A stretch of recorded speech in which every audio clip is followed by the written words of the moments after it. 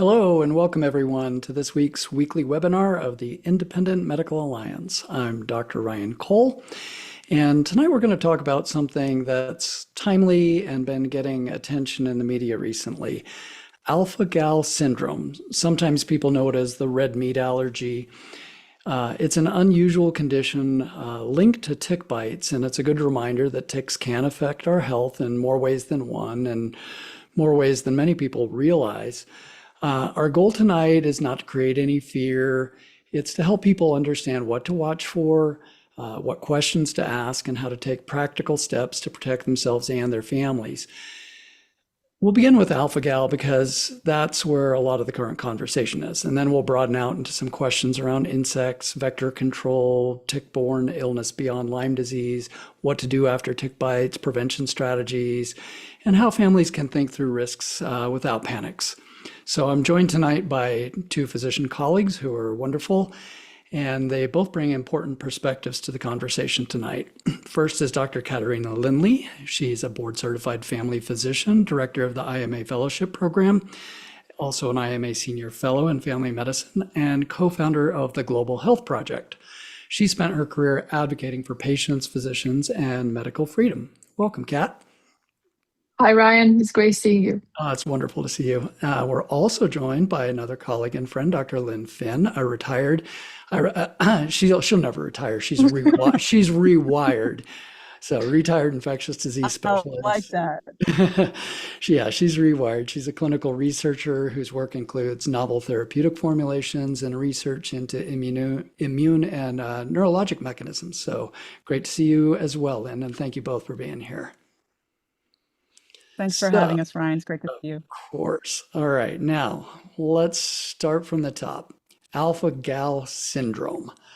That's the tick-related condition getting the attention. So in basic terms, for the layperson, Dr. Lindley, in plain language, what is alpha-gal syndrome? And I mean, we hear about the alpha male. This isn't like the alpha-gal, So, in tick and medical terms, what's the alpha-gal syndrome?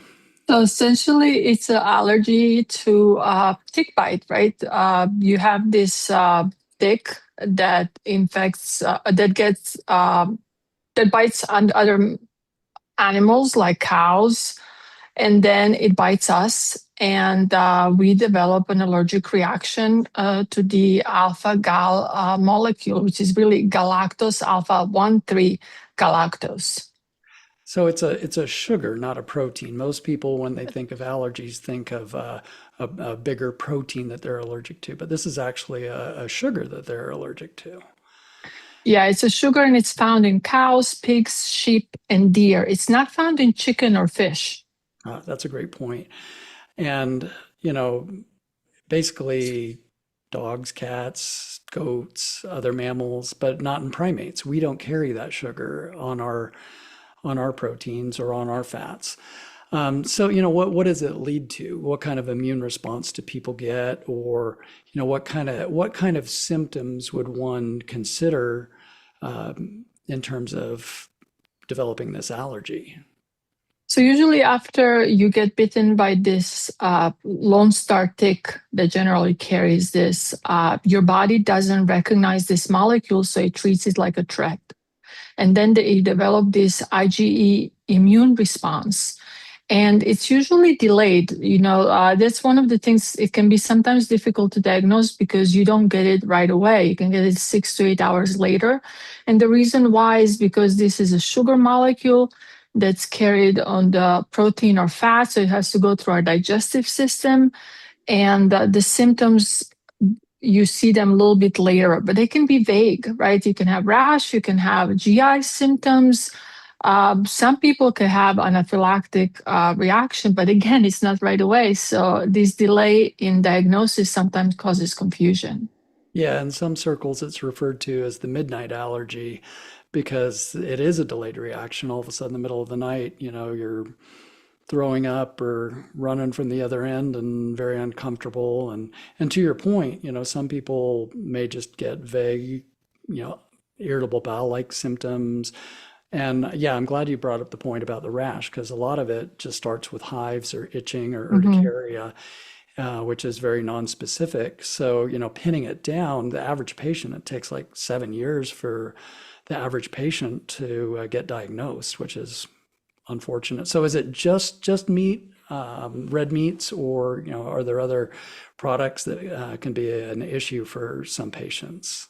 Well, that's the thing, right? There are other things. Obviously, you have to worry about beef, pork, lamb, venison, bison.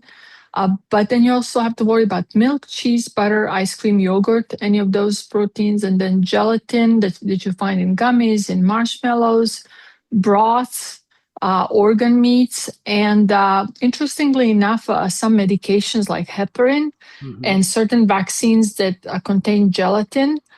You can have an allergic reaction to that, and then cosmetics.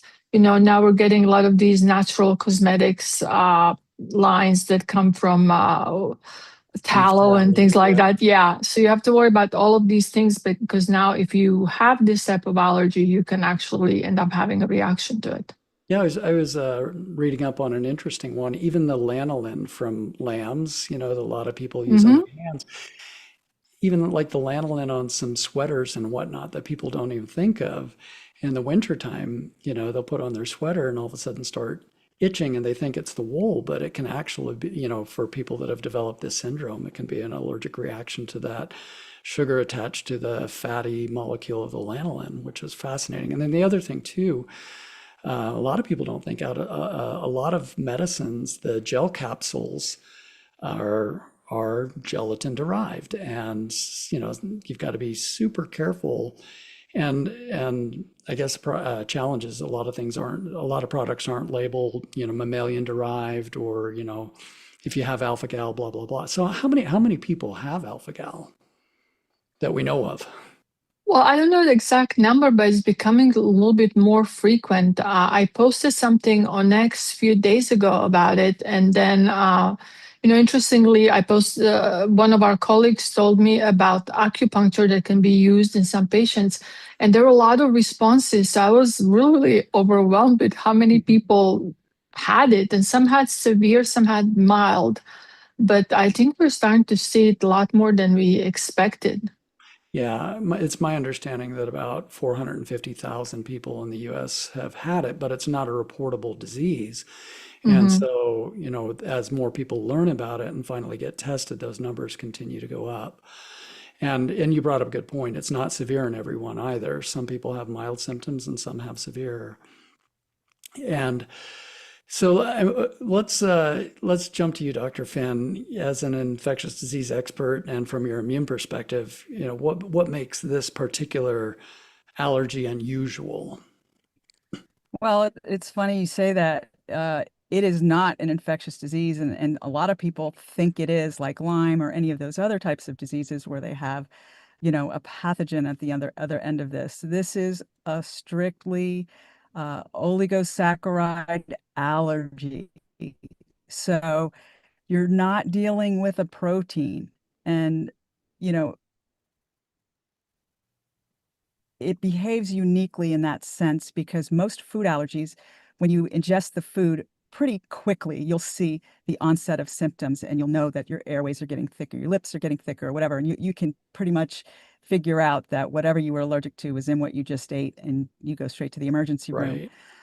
But in this case, you know, a lot of these people who have weird hives in the middle of the night, or weird rashes and don't even think about it again, they don't realize that there's a good chance that 6 hours prior they ate a meal, they had a mammalian protein, and they're having this reaction. And what also makes this extremely unique is most food allergies you figure out when in infancy or childhood. Mhm. But with alpha gal, any age can start presenting with symptoms, and that also makes it exceedingly unique as far as a food allergy type situation.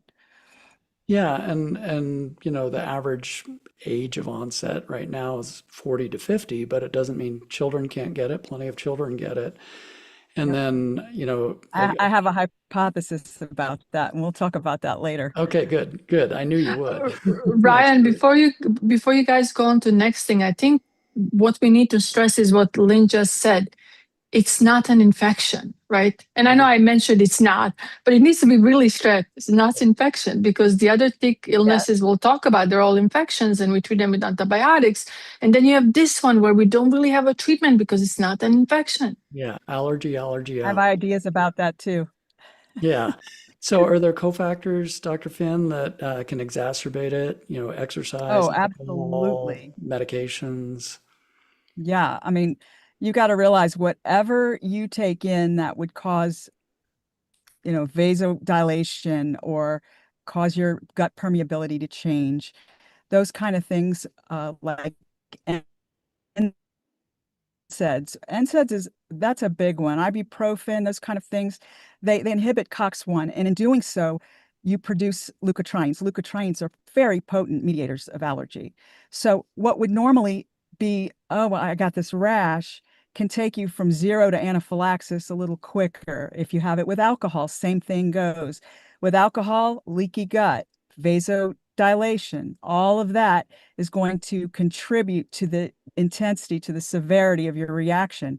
The other things that can make it worse, I mean, even exercise. So, if you think you might be someone susceptible to this and you've eaten animal protein, you don't want to exercise within 4 to 6 hours of ingesting that, because that can make it even worse. Again, blood flow increases, gut permeability changes, leukotrienes and other aflatoxins increase, and that's going to cause a much more severe reaction. So, and I want to stress this, and I know Kat mentioned it with regards to certain medications. With heparin, it's mainly those that are porcine derived. And there's a big one now, because right now colorectal cancer is through the roof, head and neck cancer is through the roof. And cetuximab is one of the top biologics that treat those diseases. And it is also derived from porcine products. So you're going to find odd allergies to this cetuximab. A lot of the diagnosis for alpha-gal came from that reaction and not from anything else that anyone noticed. And when you trace it back and you run certain tests, you find out that's the cause. So yes, there are many cofactors that can exacerbate and make it even worse. Yeah, that was an interesting story. That's where they first noticed it, was when colon cancer patients were getting it, yet having severe anaphylactic reactions. And then they found the cluster was in the southeast, and some astute. Right. It was geographical, right? And not only Yeah. was it geographical, normally when you have a reaction to something, you've been primed to it before. Hmm. Well, all of a sudden, it's your first round of chemo or your first round of this biologic, which is like a chimeric uh, monoclonal, but your first round and you're having an anaphylactic reaction, that's unusual. And that's another indication that you were primed before. Yeah, and another thing that some people are sensitive to, or even supplements, like things that have Yep. magnesium stearate in them, Yep. because a lot, and even alcohol can be filtered through gelatins. So it's Mhm. fascinating how many different things in our environment, go through a mammalian protein process. Um, 100%. And when you're so, I going through mean, when you're go ahead. going to a compound pharmacy, and if you have this issue, make sure to let them know, if they're making capsules, to use gel caps instead of a protein derived or collagen derived Mhm. type of gelatin. So, in terms of diagnosis, obviously it takes a long time for some individuals to get diagnosed. How does one diagnose it? Is there a lab test that is preferred? Yeah, I mean, there's specific IgE titers you can run to alpha gal. I call it AGS IgE. And if you notice a bump in that titer, you're pretty, and you can present, and you present with symptoms, or even if you had a recent tick bite and haven't even tested that theory yet, and you want to get tested, um, what I suggest is, if you find the tick, put it in a Ziploc, bring it to your physician or someone that can ID it. This specific tick is the Lone Star tick. It's easily recognized, especially the females that have the white dot on the back. But if you want to get tested prior to even trying the meat, that's not a terrible idea. It's a simple blood test, and you can find out if you have a high IgE titer to alpha-gal syndrome. And to your point about it being geographic, I mean, it was first described in the southeast, but as that Lone Star tick is moving in habitat, it's spread to a lot more places now. I know both you gals live in Texas. You're lucky because the fire ants take care of ticks pretty well, so it's not quite as common in Texas, but it still does exist. But now it goes all the way So do up to chickens and guinea hens and possums.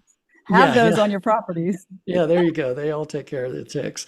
But it extends all the way up to the Northeast now. It extends over into the upper Midwest. The habitat of it is extending, and they found it in deer ticks as well now, not as commonly, but it is spreading in terms of the number of different critters that do carry it.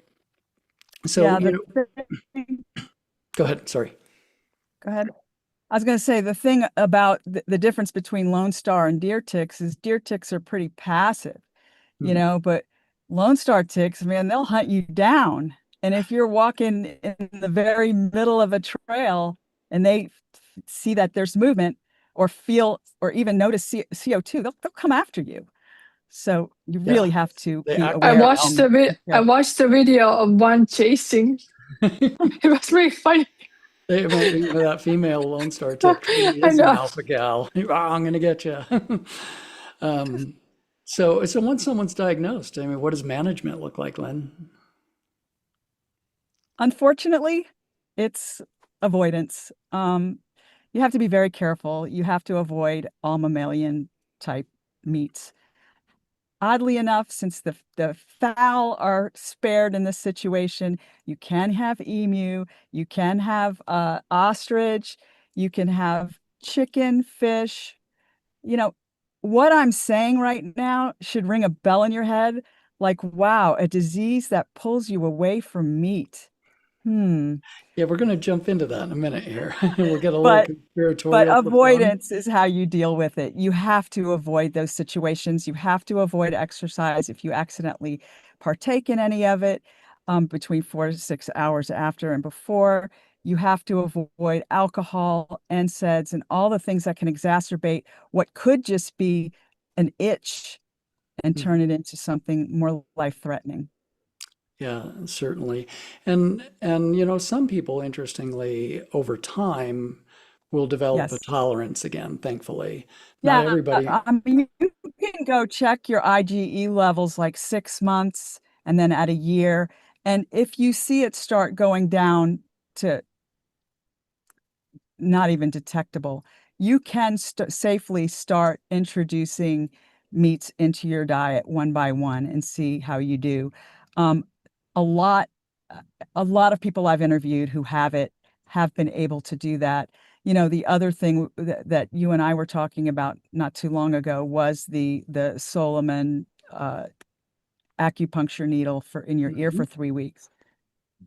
Although it's a retrospective study, it is quite compelling and it's something to look into. Can be very expensive, but when a high percentage do tolerate the meat after having this treatment done, it's worth looking into. I would think just from history that you can also do some immunization like immunosensitivity type titer introduction, subcutaneous, like some of the immunotherapies do. It doesn't always work, but it's worth a try since it's becoming more prevalent now. To also look into ask your allergist if that's something worth trying. Or Lynn, they could just go eat Beyond Meat by Bill Gates, right? Yeah, that's the plan. At least you can have eggs, so you don't need his fake eggs. You can Yeah. have eggs, but the There problem is is that. when you can have chicken and eggs and they don't want you having that because everything has the bird flu, then you're in trouble. Yeah. Well, what about fish? I think we're left with fish so far. Yeah, you need to move near the coast and go fishing a lot. Yeah, Yeah. the only fish to avoid is cod roe can express alpha gal, but not many Yeah, people eat cod roe. But and then even from the ocean, carrageenan, which is derived from a red correct. algae, Correct. can also carry the sugar. So you can have Mm, an allergy to carrageenan. So you really do have to look at your ingredients carefully if you, mm. develop this syndrome. So okay, so we've kind of jumped towards Bill Gates and public concerns about, let's go a little broader here. Public concerns about mosquitoes, ticks, other insects being modified, released, used in other ways that the public may not fully understand. So some of that conversation is about disease control. Some of it's about biotechnology, some of it's about trust. So I kind of want to touch on this carefully. But, Yeah. from a medical health standpoint, what do we know about engineered insects, vector control programs? What do we know? When people hear Well, engineered mosquitoes, Dr. Finn, or engineered vectors, what does it actually mean? well, there are many ways to engineer. The old standby that worked quite well for males, and then releasing them out into the wild, and they mate with the females, and the females are rendered infertile. So irradiating the male version, not culturing them, but growing them and then releasing them, has worked for many type of insects, not just mosquitoes.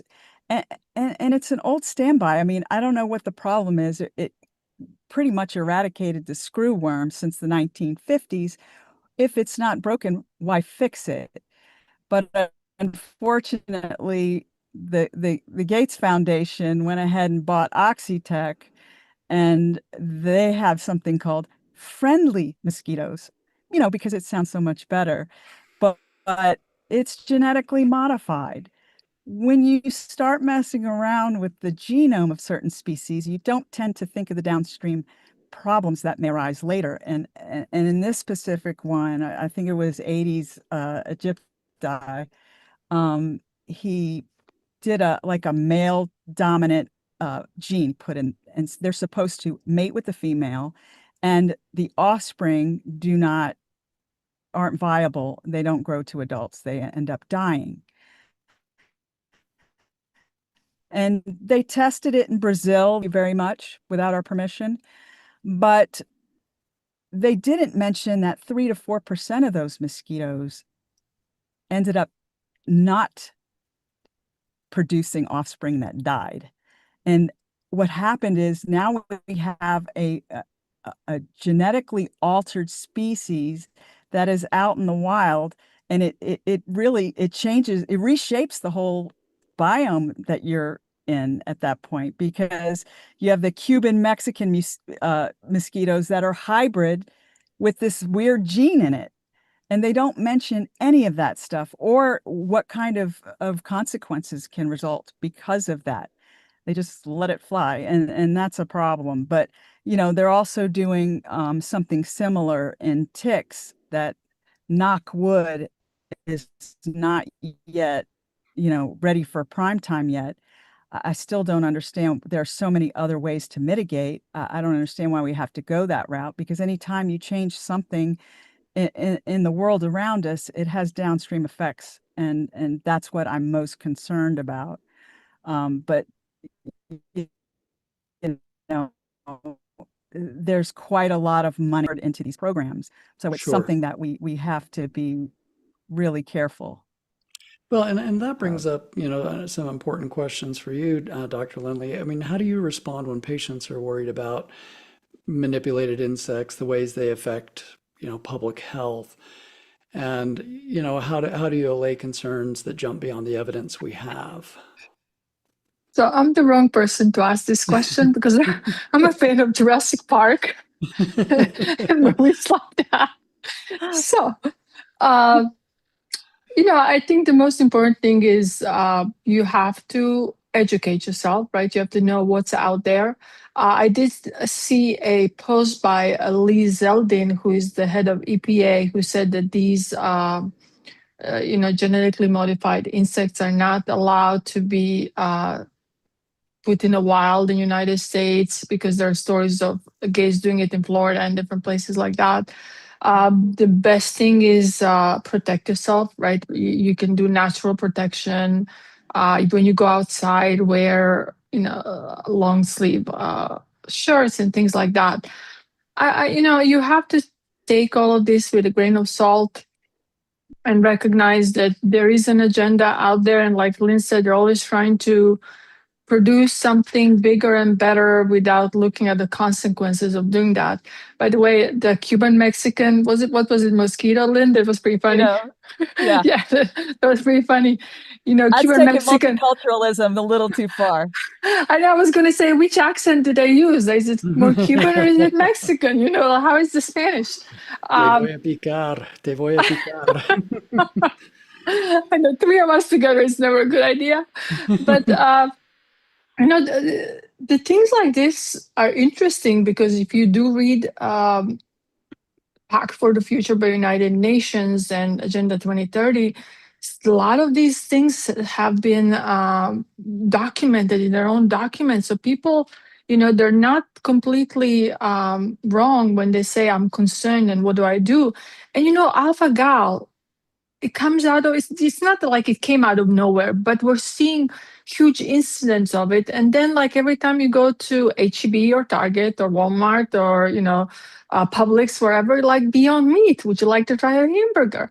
It's like, and then even milk, like they're making milk out of oats and almonds and all this. And it's like, you can't even have your heavy cream anymore. So there's a lot of stuff that's very concerning. And I can understand where patients are getting more and more concerned.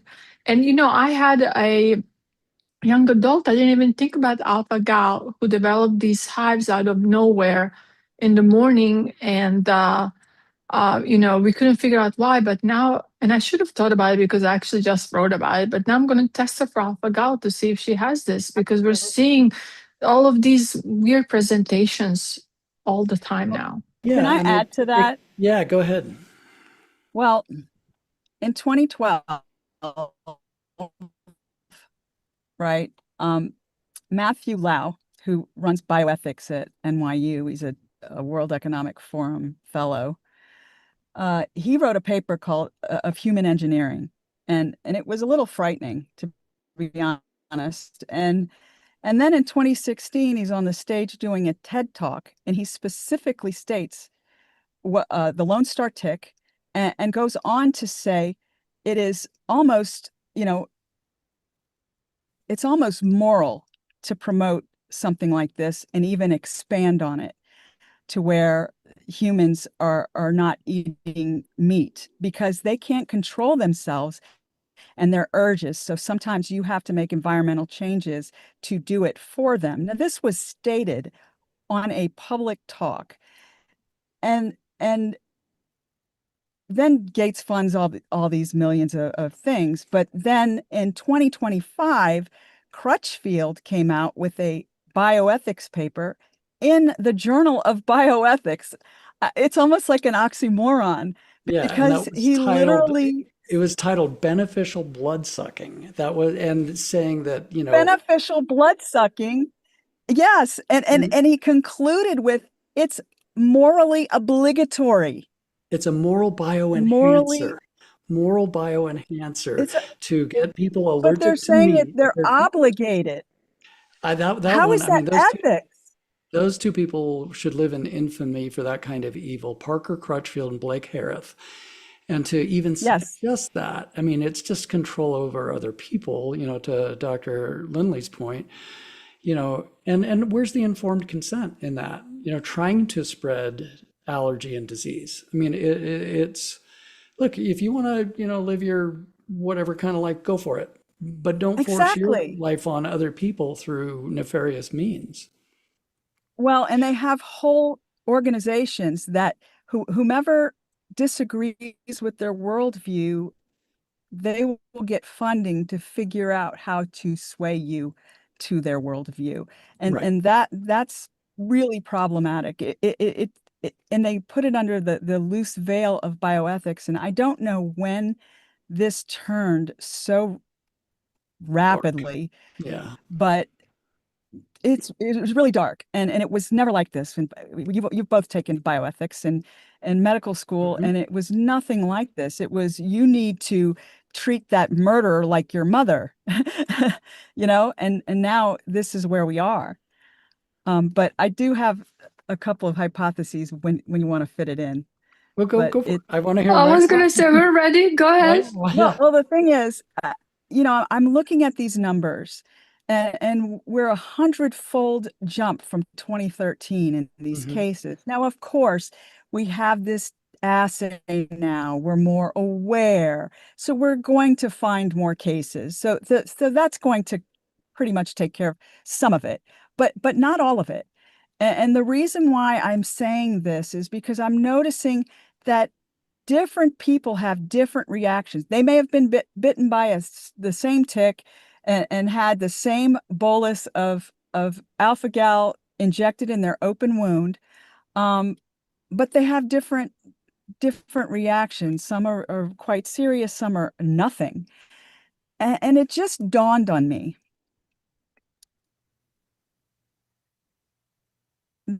that is, if you, and I don't want to, childhood vaccine schedule and how it grew, and you compare it to the number of cases and how it grew, and then you look at the components of Tdap, you look at the components of chickenpox, of varicella shots, MMR, they all contain a gelatin stabilizer. So Mhm. you are priming your body over and over and over with this gelatin stabilizer, which is alpha gal. And then all of a sudden, you get bitten by this tick who has a high concentration bolus into an open wound. And then what happens? Now, how many unvaccinated people exhibit alpha gal symptoms?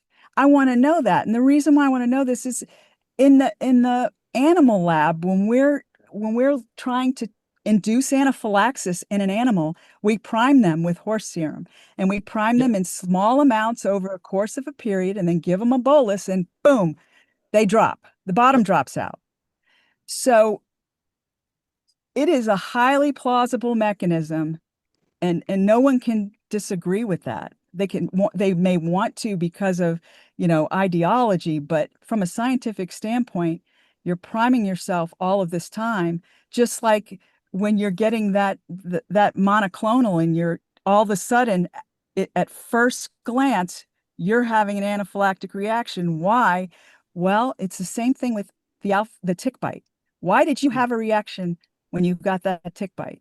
You were Yep. primed for it. And that's why I call you my brain sister, because I went down that same rabbit hole. I'm like, wait, Figures. a tick bite is, a piercing.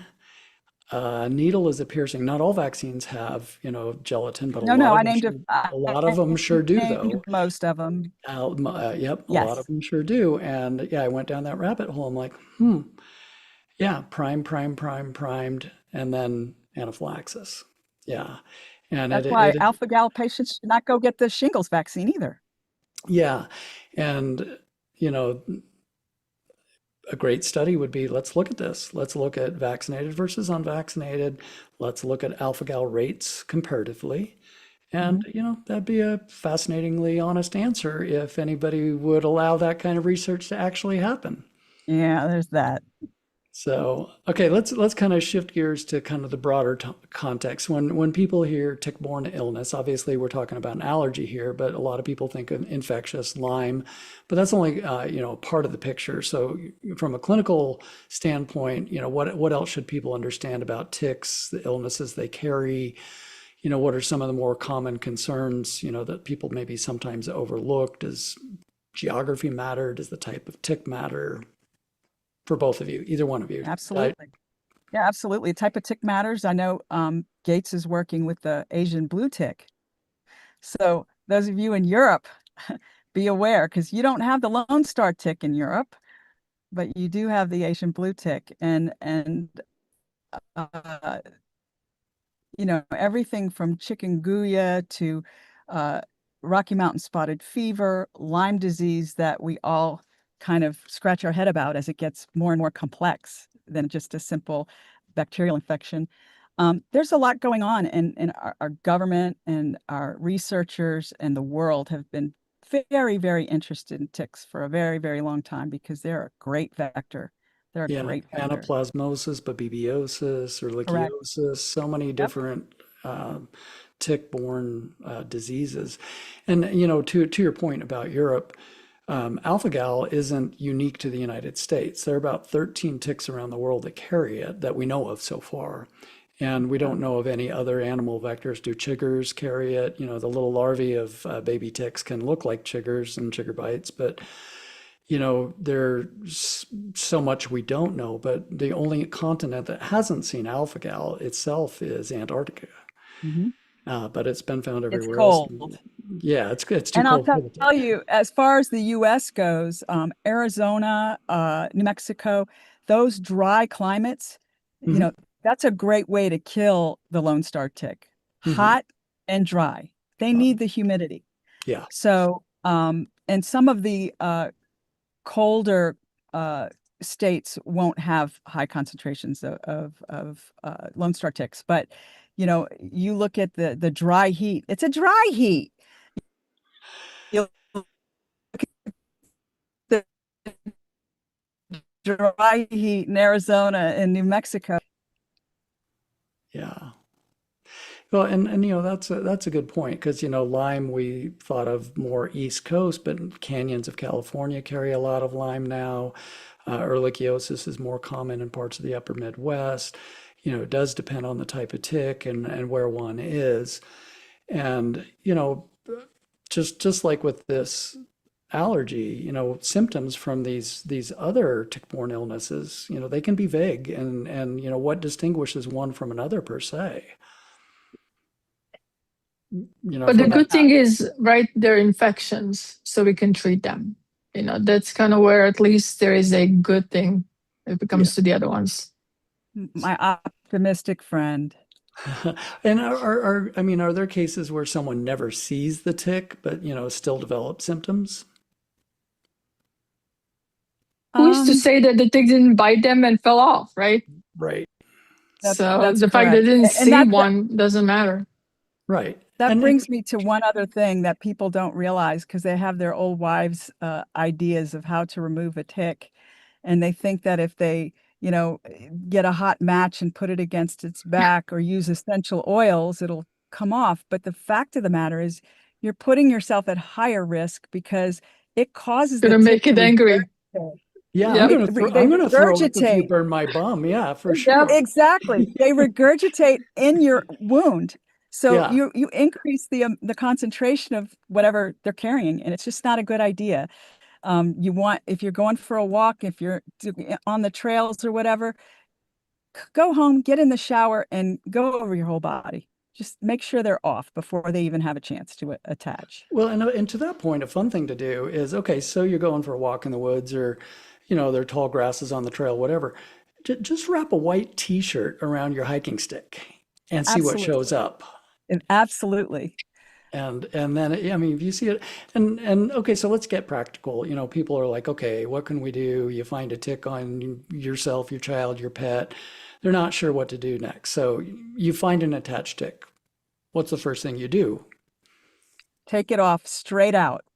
Grab it by the whole head and pull it straight out. Don't try to move it back and forth and get it out of you. You can save the tick if you want, but you want to, what I would do is I would see my friendly family physician like Katerina Lindley here and just get checked out. Even a profile, but I would definitely not take it lightly just because, especially we're approaching summer, it's tick season. Yep, So summer, you summer definitely into fall here in North want to America. take it Yeah. out first and foremost. So to that point, Dr. Lindley, so a patient comes in with the tick bite or, post-tick bite. What do you tell them? How long should they watch for symptoms? What should they watch for? Everybody hears call your clinician. Okay, you're our local friendly physician and clinician now. What advice would you generally give them? So I think if you're in a high risk area, it's very reasonable to just do one dose of doxycycline, Hmm. and then be done with it. And then just make sure that you don't develop and you shouldn't develop a rash afterwards. But if you do, then we treat for longer, and you look and you watch for any type of um, side effects or development of other symptoms. Ryan and I actually looked up before the webinar, what do you do if a person is allergic to doxycycline? Because doxycycline is a treatment for most of these tick-borne illnesses. And we do have other choices. We have amoxicillin, cefuroxime, and azithromycin. So you know, there is other choices of antibiotics if someone is concerned that they will get sick. Interesting, doxycycline should not be used in younger children, but I've spoken with a friend of ours, a pediatrician, and she did say if it's a high-risk situation, you can give them 1 dose of doxycycline. It shouldn't be a worry. So those are type of things that you can do, but the most important thing is, even before you get to my office, is prevent it from happening. And if you don't like different repellents, you can make your own, and you can find all sorts of formulas. We discussed this too, right? They don't like thyme, they don't like catnip, they don't like clove. What else? Lavender, Ryan? What else did we look? There's certain things that ticks don't like. Yes. Citronella. There are a lot of oils if people don't want to use chemicals. And it kind of again, making this rational. Look, there are probably millions upon millions of tick bites per year. Not every bite is going to carry an allergy, the alpha or the galactose, alpha 1,3 galactose, the alpha gal. Not every tick is going to carry an infectious disease. Not everybody. I mean, if you're strong and healthy, a lot of the time your immune system is just going to say, "Meh, we're going to clean that up." So from a rational point of view, it's only a small percentage of people that get bit by a tick that'll end up with something. So let's kind of jump onto that bandwagon now, Kat. You're talking about prevention. Well, the one thing that the powers that be seem to want to prevent is for anybody to ever go outside ever. So that's definitely not what we're saying here. We're saying go outside, be in the garden, go, hiking, hunting, walk your dog, let the kids play. The goal isn't to avoid the outdoors here. It's to enjoy it, wisely. So what are some reasonable reduction steps people can do without, living with this, be afraid of everything kind of mindset? Stuff your pants in your socks. That's a start. Stuff your pants in That's your a great start. Wear long sleeves and go enjoy the outdoors. And don't forget to check your belly button. That's one place they love to. Yeah, they find their way there. But it really helps if you do cover the area between where your pants leg is and your leg, because they like to crawl up that way. So if you just stuff your pants in your socks, that's part of it. And you can spray pyrethrins or DEET around around your ankles. Pyrethrins are not harmful for anyone, and they destroy the exoskeleton on insects. So they don't like that. So take a simple plant pyrethrin that you use to control pests in your garden and spray it around your ankles after you stuff your pants in your socks. You'll be fine. Yeah, I do that every time I go camping or out in the woods. I'll spray the brim of my hat, my collar, my cuffs, my shoes, and it doesn't just repel them; it kills them. To your point, the pyrethrins kill them. Some people don't like DEET, and that's your common bug spray, and it can melt plastic. But there's picaridin as well. And again, I personally tend not to put these things on my skin. But I do like the idea of creating the barriers that repel them. And to Kat's point, there's a lot of different oils you can look up that will repel a lot of different insects, not just ticks. And so, those are some practical things. And then, if you have a yard, keep the grasses trimmed, keep the leaf debris low, don't give them a place to hide and jump and attack and climb up. And another thing that's very simple is wearing light clothing, and that way you can see them when you're in the great outdoors. Absolutely. White t-shirts come a long way. And, even if you're in the city, which I'm in the city, but my neighbor has guinea hens walking around his yard all day long, making noise and eating ticks. So I don't have a problem with the noise as long as they're eating their weight in ticks, which they are. Doing their job. They're doing their job. And if you have chickens, they eat a ton of ticks, people. Enjoy your eggs, have your chicken coop, let them free range a bit, let them eat some ticks, and be nice to your neighborly possums. They may not be pretty and they may hiss at you from time to time, but they eat a ton of ticks. Yeah, don't tick them off. Exactly. And so what about kids and pets, Kat? Didn't you just see one of my pets? I did. I saw your cute I little know. puppy dog there. This is Daisy.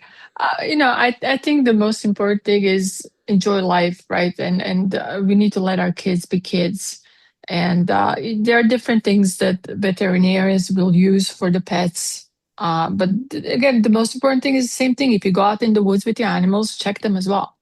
Don't just assume that they're going to be safe or whatever. And I would just say live your life. We can't live in fear. People always talk about, what about this? What about that? My answer is you can get hit by a car anytime. Right. So why, worry about it? Okay, I brought up the belly button. Where else do ticks like to hide? Well, under armpits, right? Hair. Anything where they can hide, that's where they like to go. In a fold behind your behind the knees. Yeah, exactly. Yeah. Yeah, and Daisy, say hi. And hi, Daisy. So cute. So, people are making decisions in real time. Their kid may get bit by a tick, or they're planning a vacation to an area where tick illness may be more common. Weighing the risks. What should parents think about, and what's different when the patient's a child versus an adult, and do you seek care quickly? How do you keep people from overreacting or underreacting? Well, again, the most important thing is be proactive, right? If you are going out, make sure you check yourself. And then if you start developing, especially rashes that you can explain, Lyme disease, we see that, the bullseye rash, that one is really not easy to, you're not going to miss that. And if you have concerns, these are infections and the infections can be treated. But the bottom line is prevention. Prevention keeps the doctor away. Let the kids be kids, enjoy your summer, and make sure that you make it part of your routine. Teach your kids from young that these are things that they need to worry about and they need to make sure they're protected from. And what about international travel? I mean, it was interesting to me, I was doing the research on this with alpha-gal. There were papers actually 30 years ago in Australia that described it before, it was officially in the literature in 2009 here in the US. So internationally, what should people do? No different, really, is it? No different. No, but always carry doxycycline with you, which I do. I think all of us have our little pharma bags. When I'm traveling, I have certain things that I don't travel without. But that's the one, I can attest to that. Many years ago, Kat and I were at a meeting, and I had some symptoms. So I have this and this and this. We have everything. Every time the three of us travel, we have an entire pharmacy with us. So we generally have you covered. So I guess the bottom line is travel with us. There you go. Yeah, one of my favorite country songs is Brad Paisley's song, "I Want to Check You for Ticks." We should have played that at some point. We should have done that as the intro. Started, yeah. Well, that's why you should and you can check your dog pretty much every day. And to them, it's like you're loving on them. Right. They don't know that, you're digging through their hair to find ticks. They think you're loving on them. So make your love session, just checking them for ticks. And there are many oils to put, behind the neck and certain, so they can't reach it, treatments, Advantix, and all of these that not only, fight fleas, but they do prevent tick bites. And these are things that can help you besides just the manual checking on top of it. So there are ways that you can really protect your animals and your family. For sure.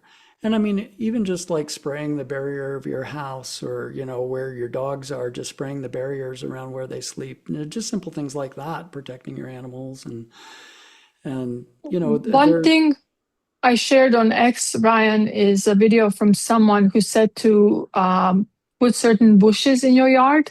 Yeah. You can put like catnip bush or a thyme or others, just kind of, it's not necessarily going to protect it, but it's another deterrent, right? Right. So And it's worth trying these things. And like I come from Europe, right? Lavender. I love the smell of lavender. So like lavender bushes and things like that, you can do certain things.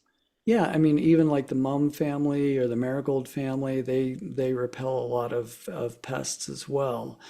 And so, yeah, that's a great point. I plant for my honeybees here on the farm. Obviously, I want to attract certain insects, but there are other things you can plant along fence lines or in certain garden areas to repel other insects. That's a great point you bring up. And so, look, ticks have been around for millions of years. People have been around for eons. We've lived with them. Yes, they're a disease they carry, but I love that both of you bring up, be practical, live life, go outdoors. Sunshine's good for your health. Move your body, etc., and live real life. And I see that Autumn is popping on my screen, so I want to bring her on because she's going to help us with some questions from the forum and our live audience questions as they come through here tonight. So Autumn, over to you for audience questions. All right, I will jump right into it just because we have so many.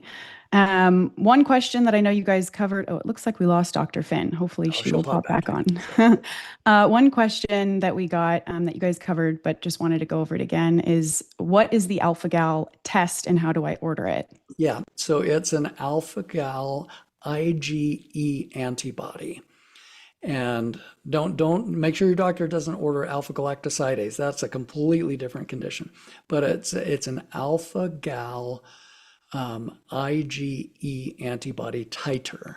And so they'll do a general IgE to see how much IgE you have, and then they'll do a ratio of your allergy to that. Most people have an IgG antibody to alpha galactose. Most people. It's not an IgG. That's a common one. IgE as in elephant, IgE, remember that. And that's the lab test. Another question from Kathy was how long after you're bitten would you test positive? Usually a few weeks is when people who, haven't had like the GI or the hive symptoms prior, you'll get kind of a delayed hypersensitivity onset. You may, here's another important point we didn't hit. The number of times you're bit can aggravate that titer. So if you're not taking precautions and you're out in nature, you keep getting bit again and again and again, you can become more severe. It's generally going to be within a couple of weeks in terms of the alpha-gal allergy. So I would say probably about 4 weeks at the earliest for the full immune response to have developed to be accurate in the diagnostic testing. Aaron asked a question for you, Dr. Lindley, just to clarify. He asked, Kat, why use doxycycline for tick-borne disease? Is it just to be proactive? Well, if you are in an area where you're worried about Lyme disease and you got bitten by a tick, I would probably recommend taking 1 dose of doxycycline, which is 200 milligram for adults. And it's, I think, 4.4 milligram per kilogram in children under 45 kilograms, just to prevent the sequela and developing the actual Lyme disease. In general, when it comes to tick-borne illnesses, for most of them, we use doxycycline as a treatment, but that's something that we would use only once we diagnosed you. So the only time you would kind of take the doxy when you didn't know would be if you're in an area where you're concerned about developing Lyme disease, because why get a disease when maybe you can prevent it with 1 dose of doxy? Right. I want Makes to hit a question real quick that I saw pop up. What about our pets? Can they get alpha-gal? Actually, cats and dogs carry the alpha-gal sugar. Correct. So they can't get an allergy to themselves. So they can get other tick-borne diseases, but not alpha-gal. Go ahead, Autumn. I just had to throw that in. Yeah, no, that's a great one to add in. Sophie asked, how do symptoms of alpha-gal differentiate from symptoms of mast cell activation syndrome, which is a frequent comorbidity with Lyme patients? Similar presentations of GI issues, skin reactions, sensitivities, and intolerances, etc. Great question. You want to tackle that one, Lynn? Sure. They're very similar and sometimes indistinguishable. That's where an IgE specific for AGS is worth its weight in gold, because you can see where that's coming from. And if you do have a positive titer, you take the measures necessary to avoid what's causing it. But if you don't, then it's time to do some more digging and see if it's MCAS. Mhm. And ironically, I mean, certain antihistamines, certain Benadryls and Zyrtec and others can have, you use the antihistamine to try to like reduce an allergic reaction. Some of those have mammal-derived products within them. So you got to be very careful what medicines you source in terms of even treating some of those symptoms with antihistamines. Another question that we got from Rose, she said that she read somewhere that ivermectin can help with this issue. Have any of you heard of any research to indicate this? There's no research to indicate it. There is research stating that if you're taking ivermectin and oftentimes you get bit by a mosquito that could be carrying whatever, they die. So it does kill mosquitoes when they try to bite you, which is haha. But as far as treating alpha-gal with ivermectin, I've not seen any data to support that yet. That's not to say that it can't, and it's not to say it's not worth looking into. But mechanistically, we're talking about a completely different thing right now. Now we're talking about your complement cascade and your inflammatory process. And yes, ivermectin is an anti-inflammatory by itself, but it's not quite enough to prevent the degranulation of histamine, which is what's happening when you're exposed to it again from the tick. I wouldn't assume. The last question that we got on YouTube that I wanted to share with you guys, we got a lot of other questions, but just for the sake of time, this woman asked if you guys could discuss the current Ebola outbreak and your thoughts on that, since it is cycling through the news so much right now. I might jump in. Go Lynn, go Lynn. I'll jump into that. Let me guess, selenium. Go ahead.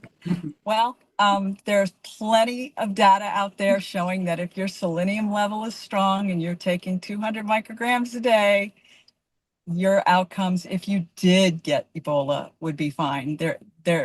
There's no real evidence of death from Ebola when you have a selenium level that's not.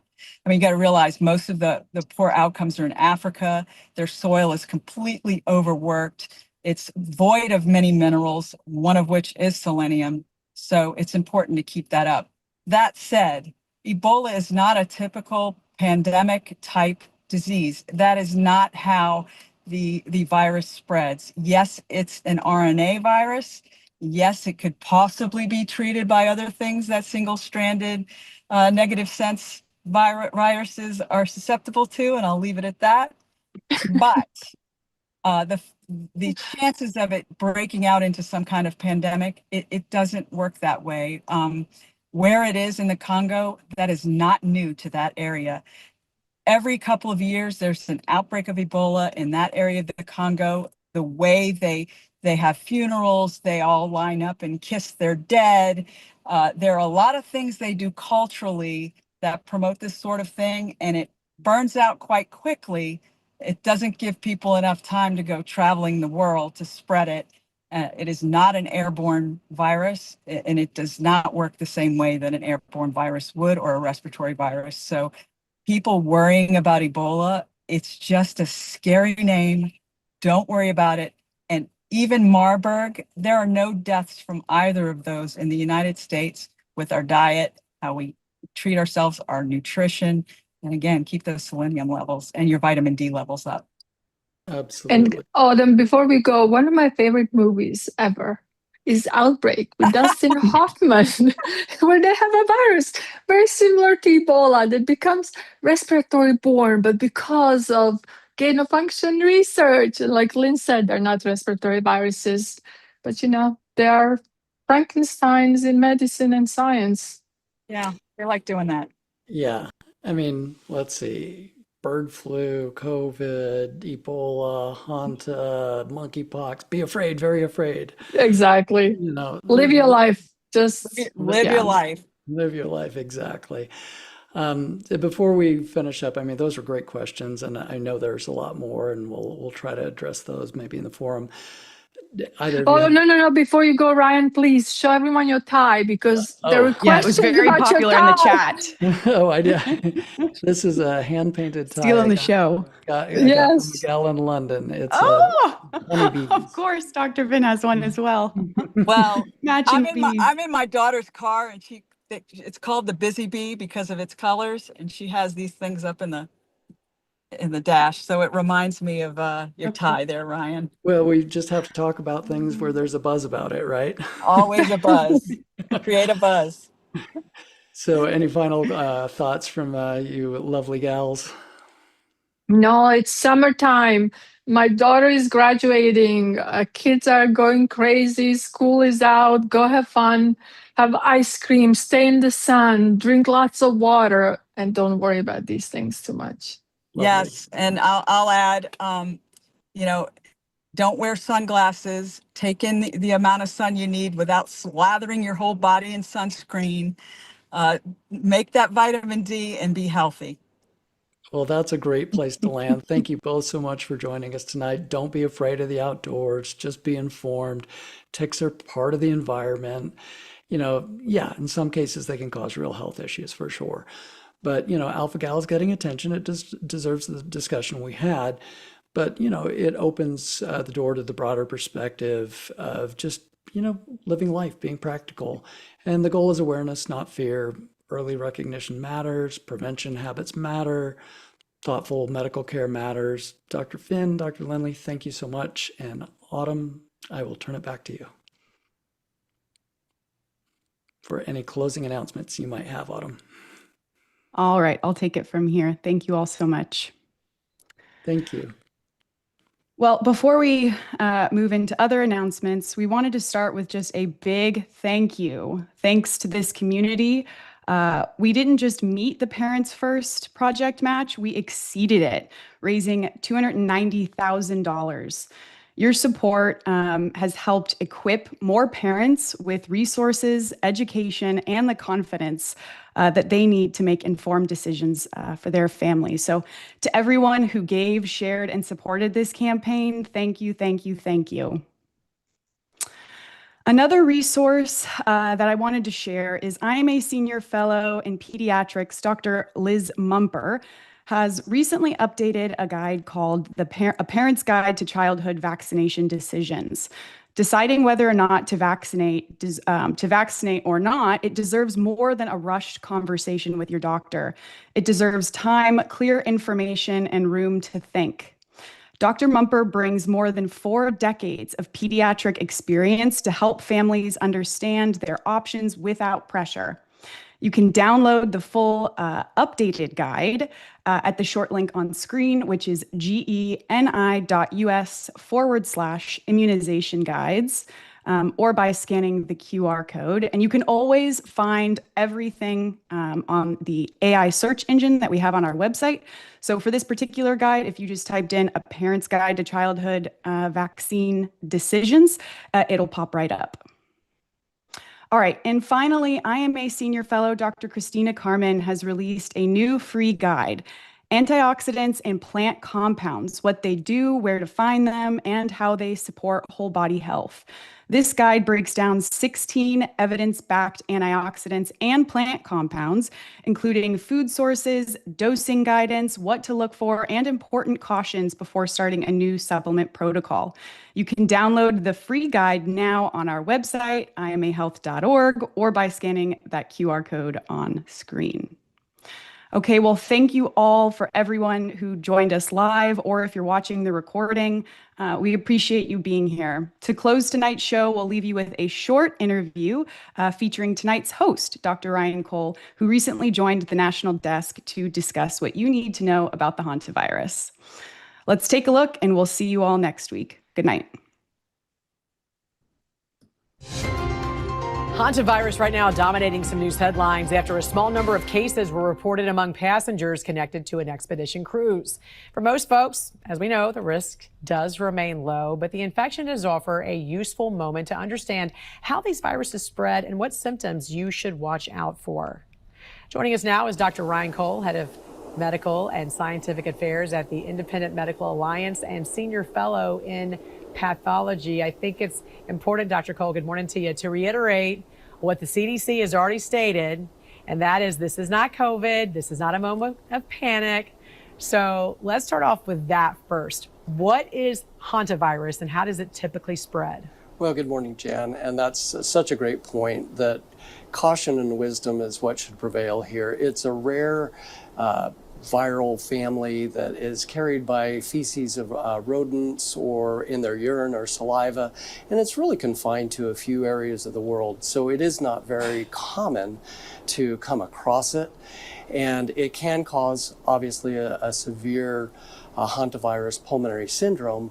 But again, to your point, it is very rare, and the exposure to it, in America, we've had fewer than 1,000 cases in the last 30 years.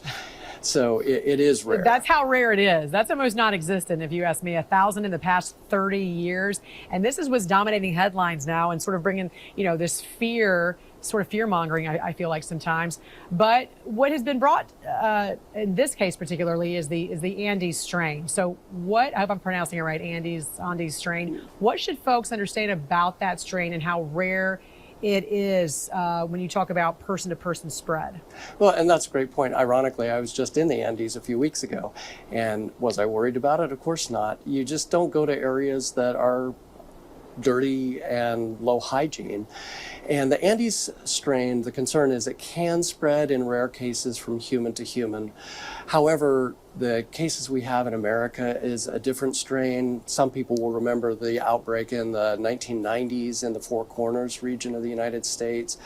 The virus itself was originally discovered in Korea in the 1970s. So there are substrains, and some of them are more aggressive than others. The Andes one can be dangerous to those who get infected with it. But to your point, we think about thousands of children per day around the world die from TB or malaria, and yet when the news finds something novel, they like to hype it. Mm-hmm. But at the end of the day, data requires calm. What symptoms should someone take seriously if they feel like they've had some possible exposure without assuming every flu-like illness is hantavirus? Yeah, good point. Because only about 1 in maybe 10 million cases would be hantavirus. Flu is obviously more common, but muscle fatigue, aches, which progress more to some nausea, GI upset, and then from there, filling of the lungs with fluid.